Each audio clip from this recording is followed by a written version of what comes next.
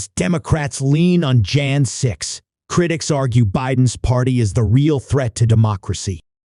Trump's threat to democracy has become a key Democrat talking point as the 2024 election draws nearer. Claims that former President Donald Trump and the GOP pose a grave threat to democracy have become a key Democrat talking point ahead of the 2024 elections.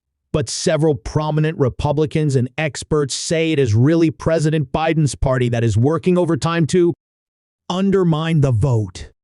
To make their case, they point to Democrats' efforts to keep Trump off the ballot, imprison him, stifle free speech on social media, and rewrite election laws while fighting measures designed to protect ballot integrity. Those ongoing efforts, they say, are a much bigger threat to democracy than the Jan 6, 2021 Capitol riot Biden and Democrats frequently cite. Biden summed up those efforts in a speech last year about saving the soul of the nation from Trump and his fellow Republicans, claiming they represented an extremism that threatens the very foundations of our republic, were a threat to American democracy, and a clear and present danger to all Americans. Most recently, Democrats have thrown their weight behind state-level legal efforts to prevent Trump from appearing on 2024 presidential ballots, including in Colorado, where the state Supreme Court ruled 4-3 earlier this week that the former president violated the Constitution's 14th Amendment when he engaged in insurrection concerning Jan 6 and should be disqualified. Democrats cynically used the COVID-19 pandemic to radically undermine long-standing election laws on the fly and then started pushing for non-citizens to vote in U.S. elections, Republican National Committee, RNC Chairwoman Ronna McDaniel told Fox News Digital. Now the left is working to remove political opponents from the ballot in a shocking display of disregard for the American people's right to choose their candidates. These attacks on the democratic process drive down voter confidence and trust in the electoral system.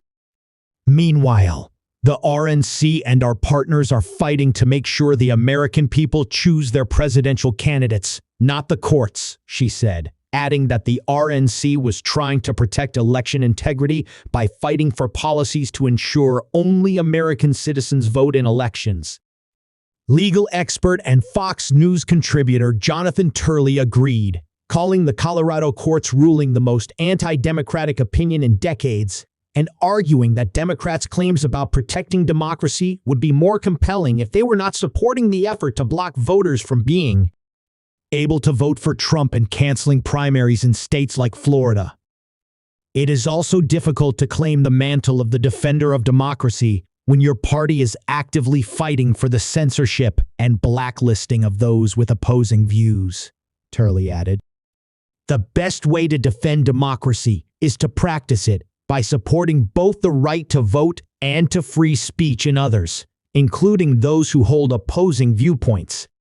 Turley's reference to censorship concerns accusations the Biden administration engaged in efforts to violate Americans' First Amendment rights by working with big tech platforms to police controversial social media posts pertaining to the COVID-19 pandemic and the president's son, Hunter Biden. The Supreme Court agreed in October to review a court-ordered ban on certain communications between the Biden administration and big tech after state attorneys general from Missouri and Louisiana accused high-ranking government officials of working with social media companies under the guise of combating misinformation. Democrats challenging Biden for the party's presidential nomination, including author Marianne Williamson, Rep. Dean Phillips, D-Min, and now independent presidential candidate Robert F. Kennedy, Jr., all fault the Democratic National Committee for silencing them by refusing to hold primary debates. Prior to shifting to running as an independent, Kennedy also faced the wrath of his fellow Democrats at a July House hearing on the weaponization of the federal government intended to address censorship. Democrats on the committee unsuccessfully attempted to halt the hearing and instead use it to blast comments previously made by Kennedy that they said were anti-Asian and anti-Semitic. "This is an attempt to censor a censorship hearing," Kennedy said in response.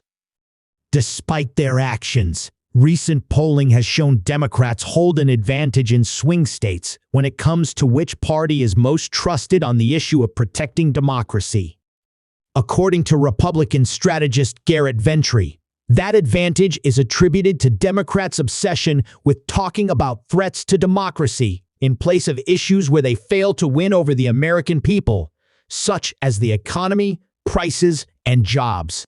They know they can't talk about those issues because the American people know that they've handled those in a very abysmal way.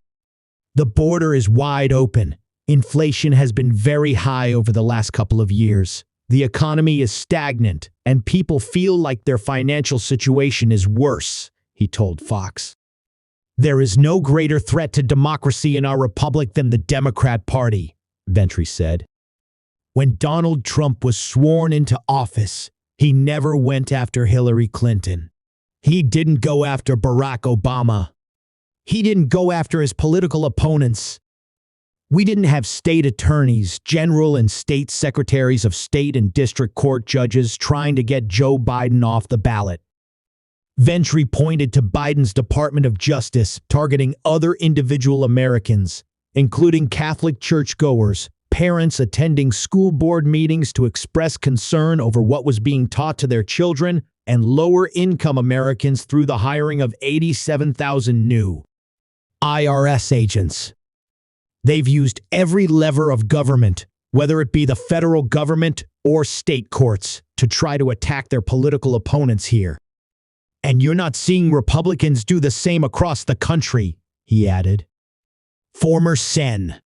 Kelly Loeffler, R. Gay, a strong advocate for ballot reform and voter turnout since leaving the Senate in 2021, told Fox that Democrats call Republicans election deniers and attempt to silence them whenever they object to their anti-democratic actions.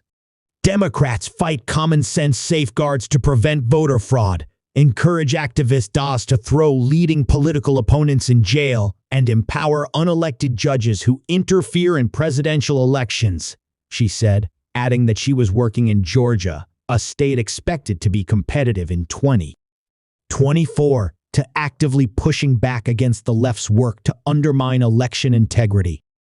To prevent the further takeover of our elections, it's imperative that every state remains vigilant in defending actual democracy rather than just protecting Democrat rule, she said. Loeffler argued that Democrats would rather gain power by moving the goalposts than by defending their policies and track records, and that they know they'll have a lock on elections and government power if they abolish voter ID laws, restore voting rights for felons, allow ballot harvesting, and legalize same-day voter registration. It's the #1 reason they look away while the U.S. breaks records for illegal immigration. Non-citizen voting is at the top of their wish lists this Christmas, she said, before adding that the Colorado court's ruling to keep Trump off the ballot was just the latest example of Democrats' nonstop work to undermine democracy and interfere in the 2024 elections. As the 2024 election draws closer, the latest efforts by Democrats to stop Trump by any means necessary have begun to give pause to some of the party's thought leaders, including former Biden official Tim Yu, now a professor at Columbia University. This may be an unpopular post, but I think we need to realize that using undemocratic means to fight candidate Trump increases the odds of losing democracy itself, he wrote Thursday.